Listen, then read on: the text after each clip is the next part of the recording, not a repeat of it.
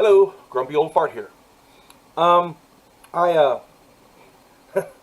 I mentioned a religious site called Gobekli Tepe in several other videos, and people have asked me what I mean by that because they don't know, and so here we go. We're gonna do ancient megalithic structures, Gobekli Tepe.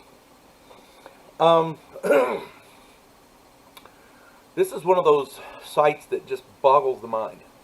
And I mentioned this in those other videos. It pushes the dawn of man back another 5,000 years, at least. 5, 6, 7,000, whatever. Excuse me. A little bit of history. Back in 1994, a farmer was plowing his field, and he found these stones sticking up out of the ground. He tried to dig them out, and found out that they're bigger than he thought they were.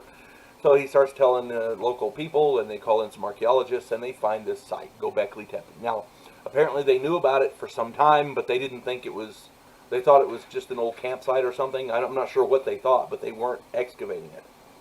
And then this farmer finding these huge stones kind of perked their interest. So now they're excavating it. They got ground penetrating radar. They're doing the whole 9 yards of this thing because, let me explain about this.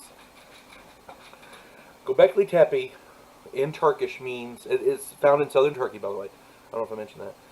It means potbelly hill. Excuse me. It is 11,600 years old. It predates Stonehenge by 6,500 years. It predates the pyramids of Giza by 7,100 years. So it makes the Egyptians look like young farts, as it were. It's 50 times bigger than Stonehenge. This is a massive religious complex with multiple stone circles, the whole 9 yards. When I hear stone circles for religious, a religious site for stone circles, I think of Chaco Canyon, but that's because it's New Mexico. But this is much older than that, apparently, much older. This site, Gobekli Tepe, is perfectly aligned to north-south.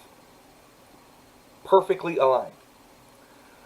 And on the stones, these massive stones, there are carved reliefs of animals from across the world. Not just in that area, but from across the world. And when I mean reliefs, I don't mean somebody got in there and carved an animal symbol into the stone. I'm talking the stone's there and there's a raised relief of an animal. And they're pretty good carvings. I mean, this is some advanced stonework going on here. Okay? Now, people say, well, I don't understand what the problem with that is. People have religion. People are, okay. So let's discuss the people who made this. According to mainstream science and mainstream archaeology, the people who did this were hunter-gatherers. They had no formal, there were no cities. There were no social structures, per se, no advanced social structures. So, let's discuss this in a little bit in depth here. These hunter-gatherers gathered and organized a massive labor force. So when you're talking about if you have 1,000 people working on something, you have to have more than 1,000 people supporting them, logistics, delivering food, delivering water, that kind of thing. So, supporting them, cutting the stones, that kind of thing. Moving the stones. They cut and quarried stones with precision. This massive labor force did this. And so far we're teetering on the edge, but it's not too bad. They had to move these stones, some of which weigh up to 50 tons, and they moved them for many miles to get them in this spot. They had to create these monolithic stone circles in an area with no water. Geologists have stated there's not been any water in that area for a long time. The only way that there's a farmer there is they've irrigated, So at the time, there was no water there. So this religious site, this massive religious site, existed in a place with no water. And in order to feed this massive workforce, this is my favorite one. These people had to invent agriculture in order to do this. Because at the time, they didn't have agriculture. And hunter-gatherers wouldn't have supported a workforce that size. But if you're a hunter-gatherer, you're feeding yourself. That's about it. So these people had to invent agriculture. Then they had to find a way to get water to these people.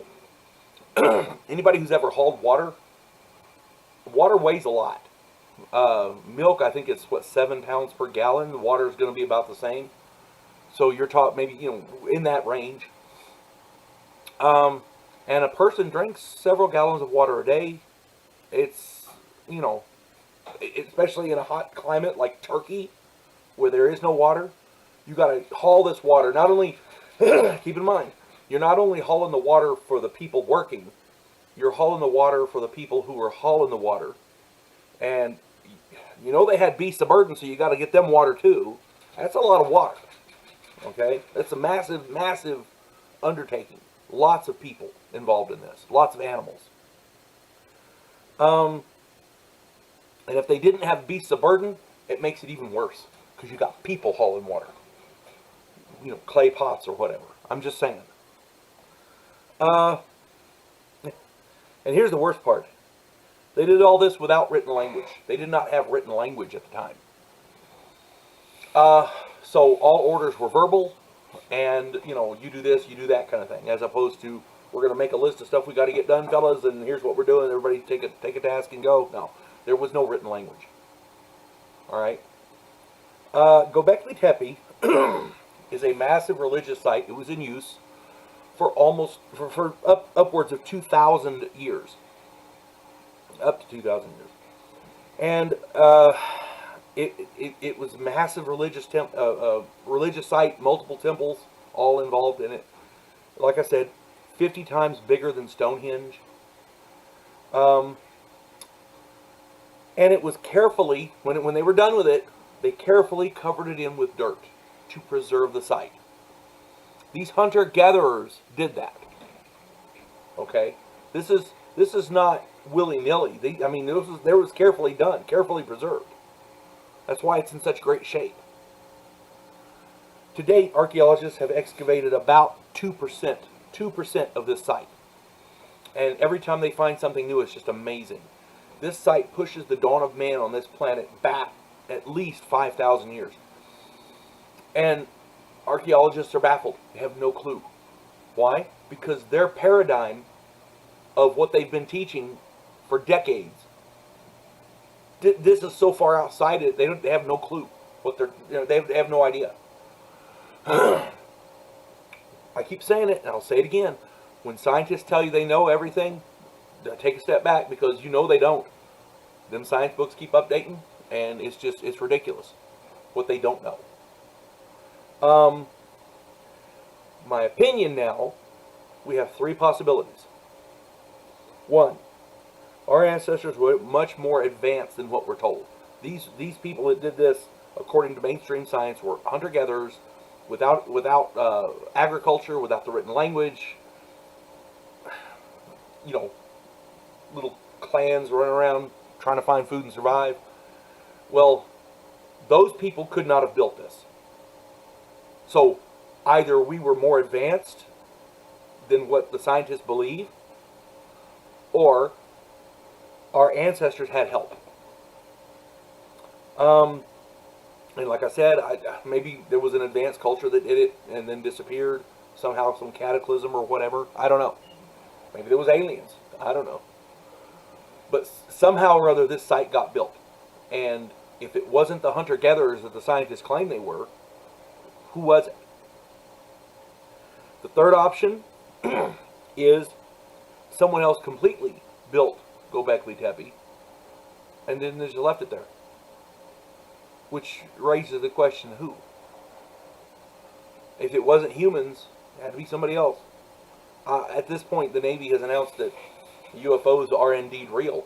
If that's the case, maybe our ancestors were visited, like Eric von Daniken said.